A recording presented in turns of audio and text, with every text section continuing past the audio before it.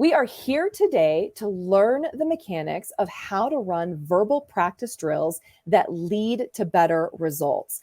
And knowing that all of you value your time and that not many of us have a ton of extra time, I want to make this as brief and as impactful as possible. My goal is to leave you with tangible and actionable skills you can take away today to impact the performance of your team.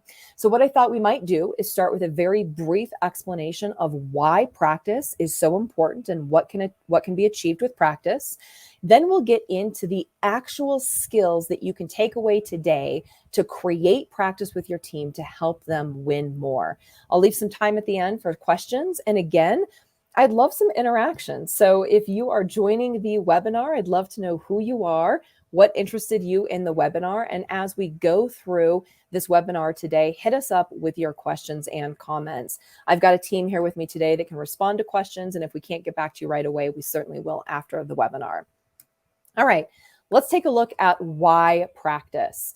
We recently, over the last 5 years, have done extensive study interviewing over 325 sales leaders at over 300 companies who collectively manage over 165,000 sellers.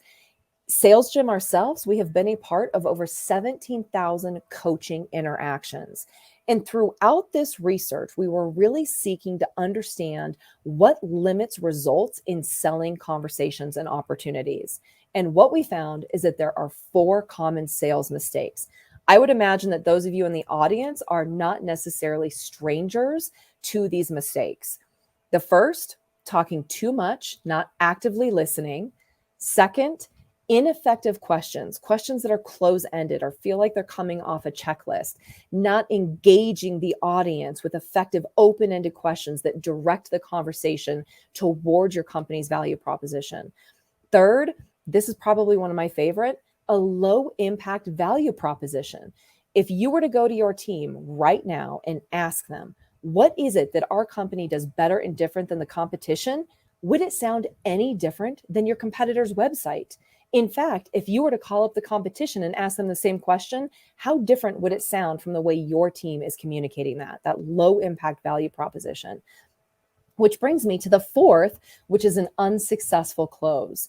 This is the ability to move the ball across the goal line. One of the things we have found is that salespeople create a lot of momentum. They get really close. They get to that moment of close, and then it dies on the vine. Things like, does that sound good? Or are you interested? Or, okay, get back to your team and I'll be here when you're ready, reach out. Or the dreadful, let me send you some information and let me know when you're ready to move forward. So the inability to move the ball across the goal line. Again, as you're joining me here, I'd love to get your impression and feedback on what you've observed. What types of selling mistakes do you often feel prevents your team from being more successful? So we found these are the 4 most common. So we had to ask ourselves this question. Why are these mistakes still happening when almost every sales methodology in the last 80 years has been geared towards eliminating them? We've got spin selling, consultative selling, challenger selling, insight-driven selling. We've got all of these different personality profiles and typings, like whether you're an INTJ, an ENFP, a high C, a low D, a yellow, blue, red, or green. We have all of these resources available to us. We've got sales processes that are mapped out, whether they're 6-step processes, 17-step processes, and everything in between. So why are these mistakes still happening? Again, if you're with me, I'd love to hear your feedback. Why do you think these mistakes are still happening? And feel free to share your thoughts in the comments below. What we found from our experience in our interviews is 2 very critical things. One, traditional sales training and coaching isn't working. What do I mean by traditional sales training? The type of sales training where you get people together, you disseminate a large amount of information, and they're unable to retain that information, so it's not ever implemented or very rarely implemented into their actual selling conversations.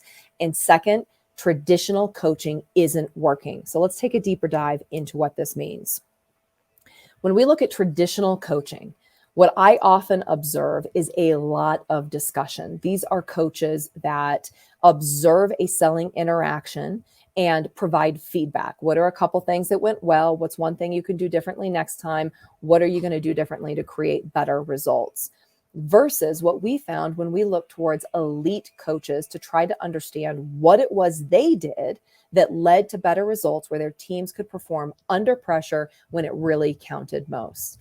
So we looked at elite sports coaches, actors, musicians, comedians, military ops, emergency first responders.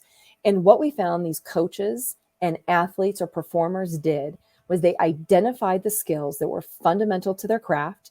They broke them into smaller pieces and they practiced those bite-sized skills over and over to create muscle memory. So their team was able to perform in the moment when it counted most and the pressure was on. So this is what we have adapted into modern practice coaching to really impact results. So I'm curious, how does your team stack up? Practice coaching is where elite coaches and elite teams spend the majority of their time, where in our interviews, the majority of sales managers spend the least amount of their time. In fact, there's a couple common managerial styles that we have uncovered. Again, I'd be curious to hear where you think your team falls or where you yourself may fall. The first is what we refer to as a strategic or metrics-driven manager or coach. This is someone largely with the advent of technology and CRMs that manages towards numbers and goals and opportunity. This is where we are today, team. This is what our goal is. We need to close that gap. How are we going to get there? This is a critical part of management. The second common style is what we refer to as a deal mechanic. This is oftentimes a manager or leader that's been promoted into a leadership position because they were very effective at the role that they're now leading others in. So they were very successful selling something, so they've been promoted to manage a sales team. Oftentimes, their sales team is able to get an opportunity 80, 90% of the way there, but they have to bring their manager or leader in to close the deal. So this is what we refer to as a deal mechanic. The third is an observational feedback coach. This is someone that observes their salesperson or salespeople in an actual selling interaction, whether they're going to an appointment with them, whether they hear a recording, whether they're on a call with them or a Zoom meeting. And after that interaction, they debrief it. They have a discussion about what went well, what could have gone better, and what they're going to do differently next time. This is observational feedback. While all three of these are really important in the management process and cycle, the one that tends to be lacking is practice coaching, the same way elite athletes and elite coaches practice. So in most coaching interactions in many of the companies we work with, we have found that for every minute spent in verbal practice, 10 minutes or more is spent in discussing and analyzing. And this is what we have found to be one of the biggest mistakes. So this is where we are today. Why is this happening? We know the 4 common mistakes sellers make. Most managers understand the value of practice. It's not that they don't want to practice. From our experience, it's that they don't know how to practice, which leads us to the meat and potatoes of what this webinar is all about today. And it's practice fundamentals that you and your team can start implementing today to create the verbal practice skills that lead to better results. So here's what we are going to do. I am going to share with you what we have found are 2 easy ways to start a practice culture in your organization. The first is the actual mechanics or tactics to get your team into verbal practice. And the second is how to give feedback that actually improves performance going forward. So let's dive in. One of the lowest barriers of entry we have found is to practice with your team responding to the most important questions that every person in your company should be able to slam dunk every single time. These are questions like, what makes you better and different than the competition? What types of clients are you an ideal fit for? What are the top 3 benefits your best clients get from working with you? Imagine for a moment that every person in your company, especially your sales force, was able to answer these questions in a consistently compelling manner that generated curiosity and led to more conversations and more opportunity to win. It's practicing responding to these most important questions that tends to be the lowest barrier of entry to start practicing with your team. So how do we do this? This is a framework that you can follow and take away today to help your team experience their first verbal practice. Again, we know that selling, and you likely know as well, is a verbal sport. What you say and how you say it can have a dramatic impact on the overall outcome, on the ability to generate the next meeting, expand the audience, ask for the business, and create a big win for you and your team. So there's a couple steps to start this with your sales team. And I found that managers, it helps them get started by breaking down first what to practice and second how to practice it. So let's look at what to practice. The first step is to adopt a common foundation or a common methodology. In our practice scenarios, we have a framework that we refer to as CHET, which is essentially respond to a question by first cushioning the question, creating an interesting, compelling headline, explaining some details from the perspective of other clients, and asking a solid, open-ended question to engage the people you're talking to in conversation. This is a common foundation. It's something that your team can practice and focus on. Second, set a realistic scenario. Too often, when we observe role play or practice, the scenario tends to be hypothetical, pie in the sky, and way too hard to create success. To exaggerate a bit, one of the styles of practice that I often observe is imagine you're in a selling conversation. This is the most important deal of your entire career. In fact, we can't guarantee you're a good fit for employment unless you win this deal. That's how important this deal is. You're about to get the business, but they just throw the most difficult objection at you that no one in our company has ever been able to resolve. That's the role play session that we're going to have here. Everything depends on your ability to role play this particular scenario effectively. That's not a realistic scenario. That doesn't set our team up for success. So what a lot of our managers have found to be more helpful is to set a realistic scenario that actually focuses their team on the highest opportunity, real decision maker that they're going to be interacting with this week or next week. So what we're practicing is responding to a question with a common foundation and setting a realistic scenario that could happen in the next week or two. How we're going to do this? As a coach, I am going to demonstrate first. Oftentimes, managers find that they're telling their team what to do and they're telling their team what to say, but they're not able to demonstrate what good sounds like, what it looks like, what they want their team to be able to replicate. So we always demonstrate first. Then we're going to pass the baton to get our practice reps in with little to no discussion. All right, so here's what we are going to do. I'm going to demonstrate how I might set up a practice scenario as if I had a team of sellers in front of me right now. I am going to very clearly call out how I am following these 4 steps that we have on the screen right now. I would encourage you to take notes. This should be recorded so we can share this with you if you're interested. But oftentimes following these 4 simple steps helps managers create the first highly rewarding practice interaction with their team. All right, so again, let's imagine that I have a sales team in front of me and I am going to follow these first steps. So let's say I have 4 to 5 sellers and we are practicing as a team so that they can leverage that peer learning, get good ideas from each other, and create that team momentum to accelerate their performance. So I might say, team, I really appreciate you being here today, and I look forward to all of us learning from one another. What we're going to practice today is responding to the most important question that prospects and decision makers likely have on their mind. And that question is, what is it that makes our company better and different than other options they have or the competition? We're going to practice responding to this question, leveraging that CHET framework or foundation to responding effectively to questions. Now, for this to work really well, everyone imagine a realistic scenario right now. a decision maker opportunity that you will be interacting with this week or next week. This is an opportunity that represents a very big win for you and your team. So again, imagine that you're in conversation with this person and they turn to you and they say, what makes you better and different than the competition? Here's how this is going to work. I'm going to demonstrate first. Listen to how I cushion the question, identify a brief headline, explain with details from the perspective of our best clients, and end with a solid open-ended question.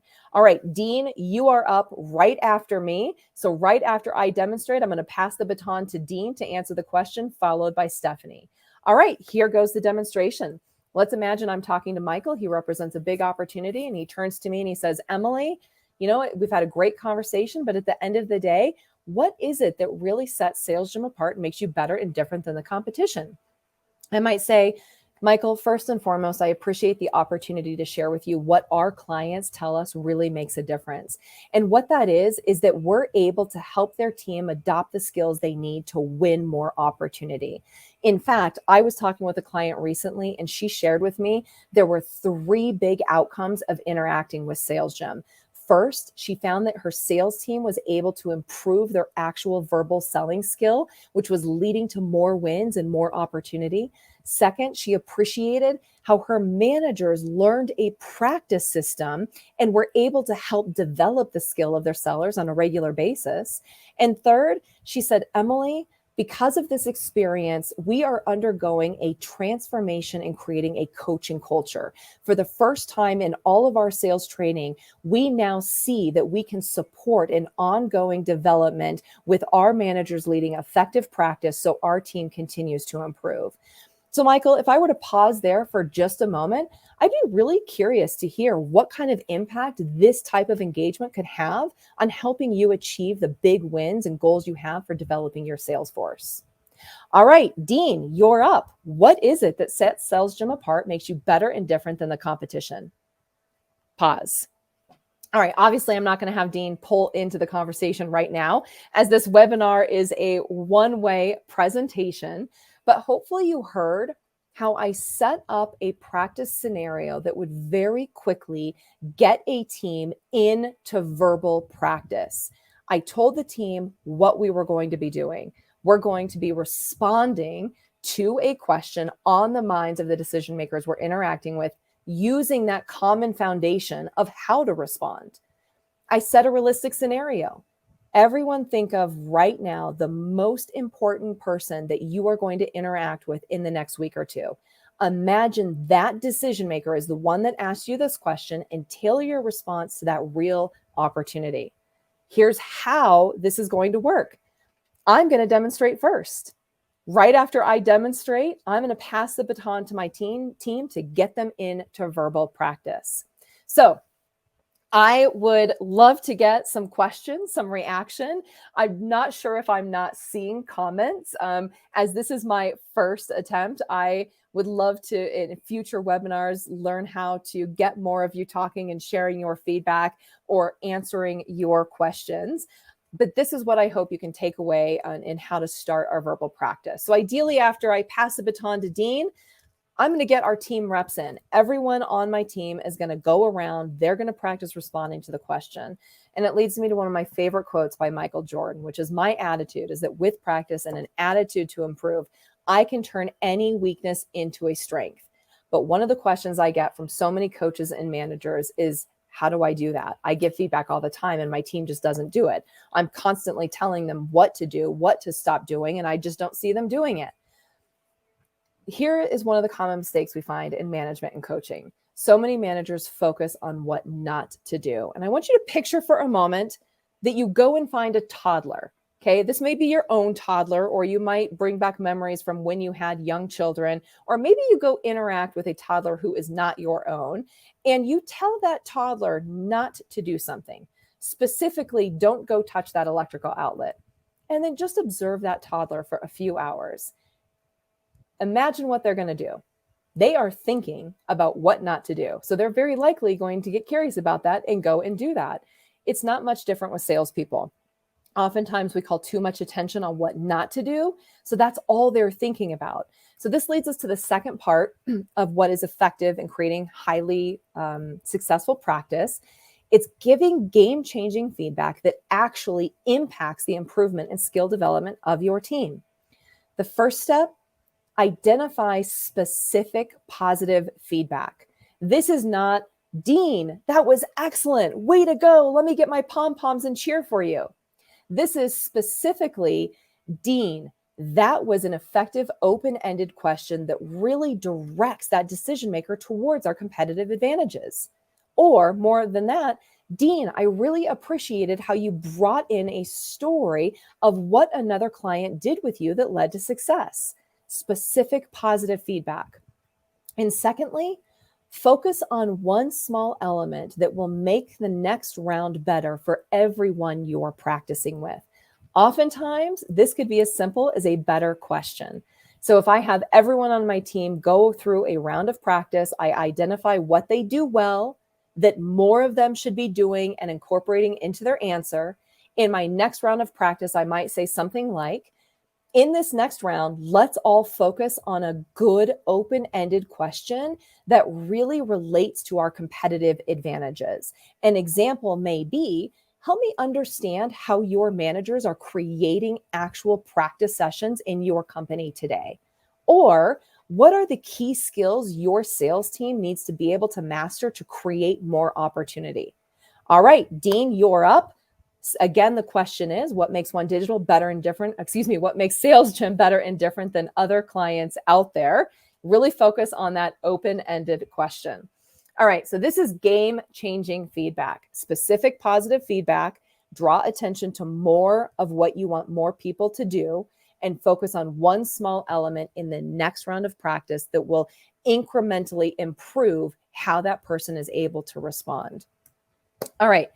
We've got a number of practice drills that we run with organizations that lead to better results. And we are happy to help you understand how to incorporate these drills into your team and into your company culture. So if anything catches your attention, piques your curiosity, please feel free to reach out to us. We're happy to help you understand how you can run some of these drills with your team to increase the odds and likelihood of your sales team creating more wins. What now? There's a couple things that you can do. We've got a couple books that detail some of our foundations, some of the frameworks that we feel are the best blends of consultative and challenger selling that lead to better sales results. Michael's most recent book, How to Influence Disruptive Influence Dynamics, is available on Amazon. There's lots of great tidbits of information that's accumulation of our experience.